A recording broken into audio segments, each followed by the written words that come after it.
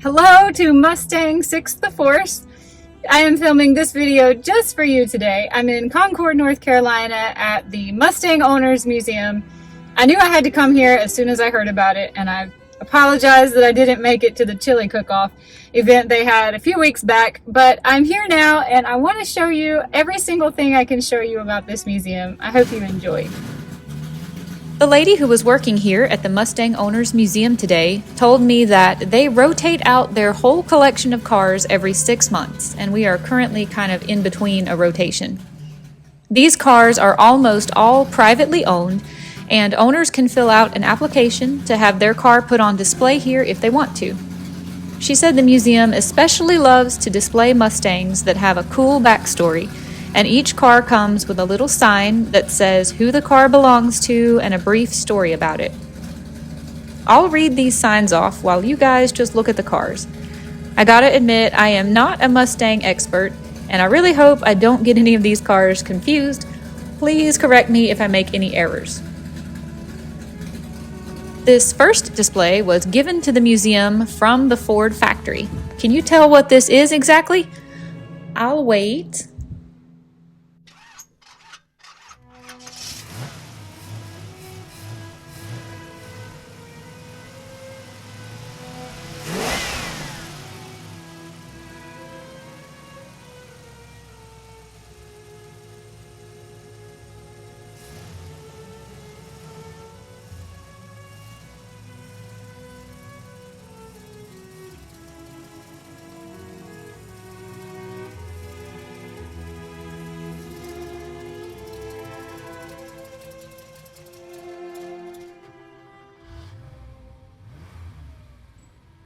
This is a 1968 Mustang Bullitt tribute car.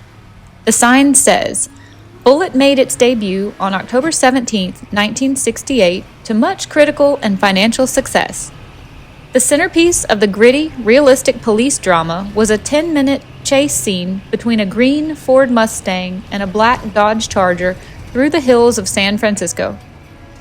It was star Steve McQueen's wish that the car chase would blow away any previous Hollywood attempts, which were often filmed safely and generically on studio property.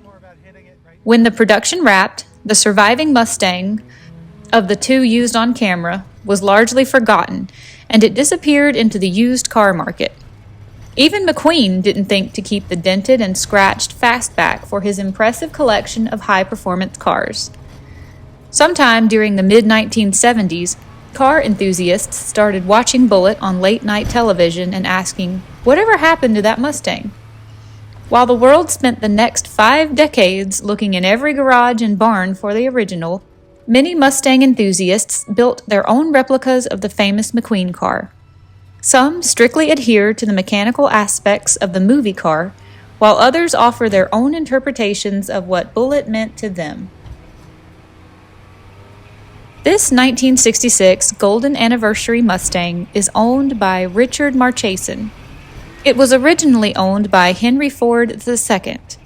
Mr. Ford gave this golden pony to his butler, Domenico Romano, in appreciation for his dedicated service. Mr. Romano kept this car at the Henry Ford II estate in Grosse Pointe, Michigan, for all 14 years that he owned the car. This Mustang is special because it is one of only 50 ever built. All 50 Golden Anniversary Mustangs were built on March 29, 1966 at the Ford Assembly Plant in San Jose, California. These cars were produced to commemorate Ford's success in selling 1 million Mustangs in just 2 years. All of these Mustangs were painted this unique anniversary gold color and had no paint code on the data plate. They also had a 1111 code after the DSO number indicating special order. There are only 5 known to exist today, making them the rarest hardtop Mustang to ever exist.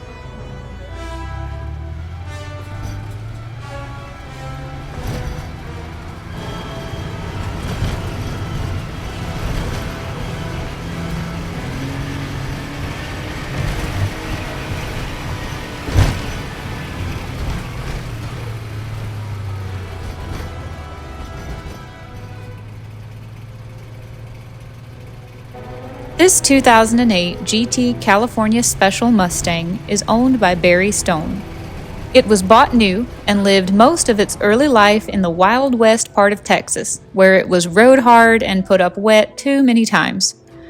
After one night on the town, it was wrecked and declared a salvage vehicle with about 85,000 miles showing on the odometer. The owner thought it was time to move on and put the pony out to pasture at his salvage lot. A man named Bob Young found it for sale on a wrecked car site, bought it in 2012, and had it delivered to a friend's used car business in South Carolina. It was a total mess. The front and rear valances were torn off and thrown inside the car.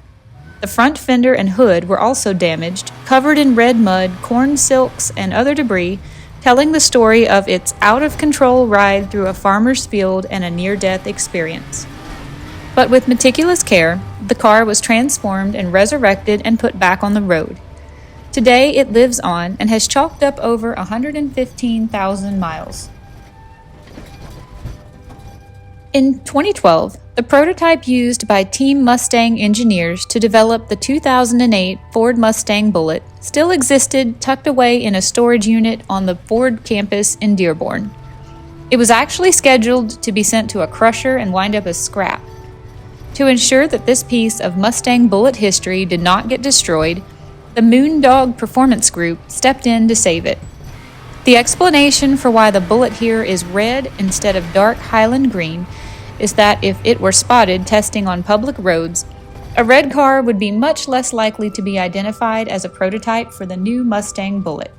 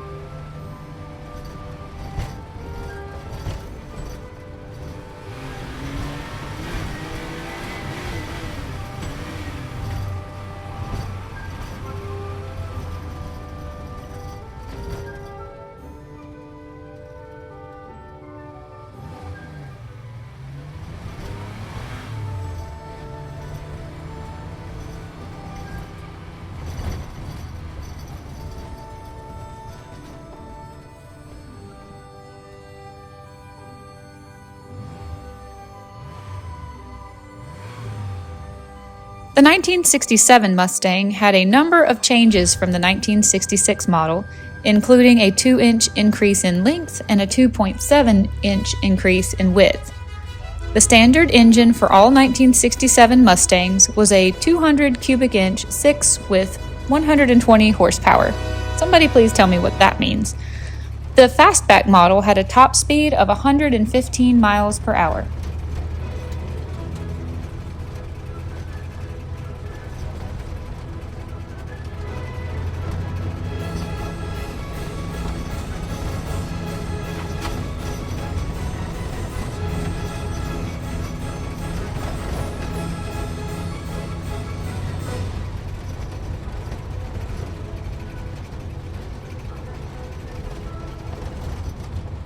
James Wiseman is the owner of this 2024 Mustang GT. He wrote a bio for this car that says, "My love for these magnificent vehicles began when I was just 12 years old. It was my beloved grandmother who sparked this passion within me. She surprised me with a gift that would forever change my life, a beautiful 1968 red Mustang. That moment was not just about receiving a car, it was about the love and bond that I had with my grandmother. She understood my dreams and aspirations, and she wanted to support and encourage my interests. That red Mustang became a symbol of the special connection that we shared. Every time I got behind the wheel, I felt her presence and the memories we had created together. Since that day, I have made it a tradition to always have a Mustang in my life. It goes beyond the aesthetics and the thrill of driving. It is a way for me to honor my grandmother and the impact she had on my life. Owning a Mustang allows me to feel close to her, even though she is no longer with us.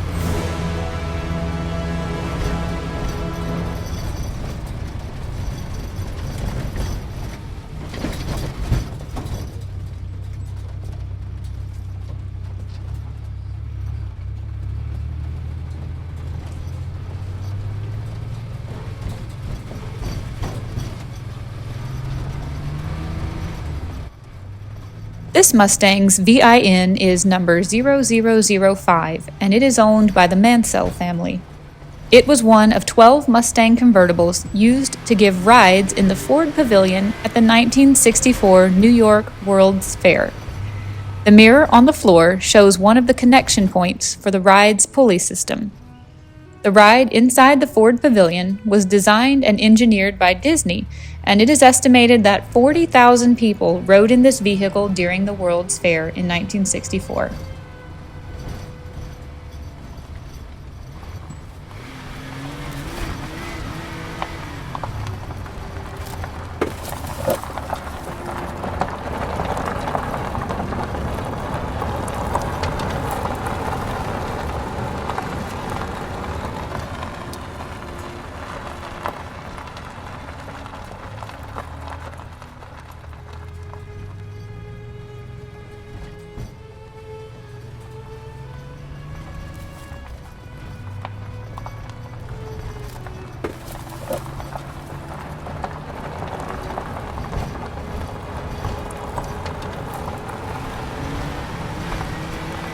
This is a Mustang convertible owned by Donald Tharp.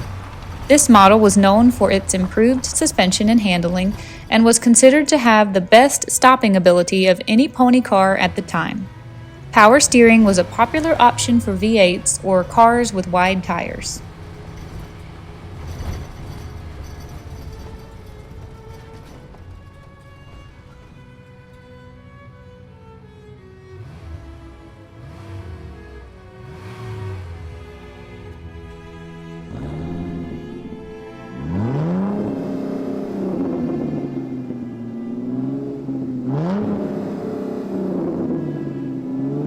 This is a 1964 Mustang with a VIN of number 0211, owned by Todd Adams. It was built on the very first day of Mustang line production to go to Ford dealerships on March 9, 1964. This is currently the lowest VIN known, other than the 178 Mustangs built for marketing purposes only. This vehicle was originally sold from a lot in Winston-Salem, North Carolina. It has been written about in Mustang Genesis, Tom Cotter's Best Barn Find Collector Car Tales, and featured on the cover of Mustang Monthly. This 1973 Mustang is owned by Joe Wellborn. 1973 models were virtually the same as 1972 models, but this would be the last year of a muscle Mustang until 1982 when Ford said, "The boss is back."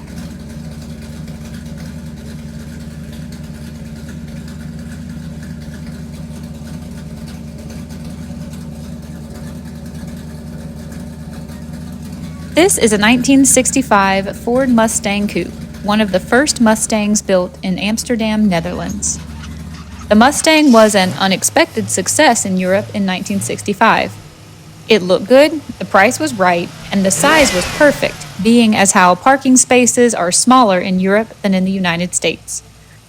Fortunately, Henry Ford had had the foresight to build plants abroad with one thing in common. They were all situated at the water's edge to make it easy to deliver large amounts of parts. The Mustang we have here is a true 1965 model. Many parts even have the C4 code. Digging deeper into the archives of the plant in Amsterdam, the dates of starting production and getting a license plate make it clear that this one is from very early on, maybe even the first one that came out of the production line meant for delivery to a client.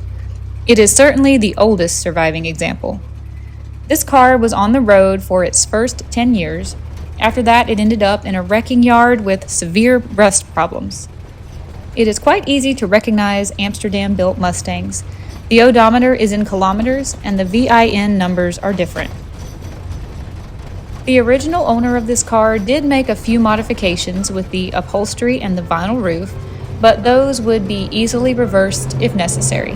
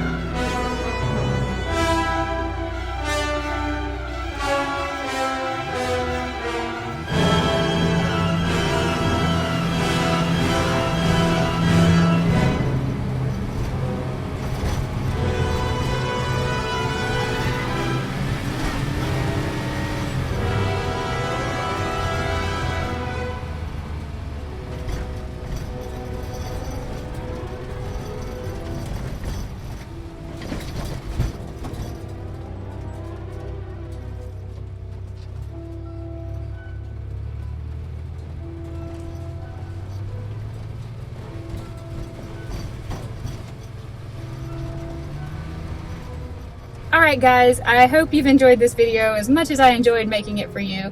I specifically had my friend Mustang in mind the whole time we were in this museum, and I hope I've showed everything. I hope I did it justice and showed you what you would have wanted to see if you were here with Stacy.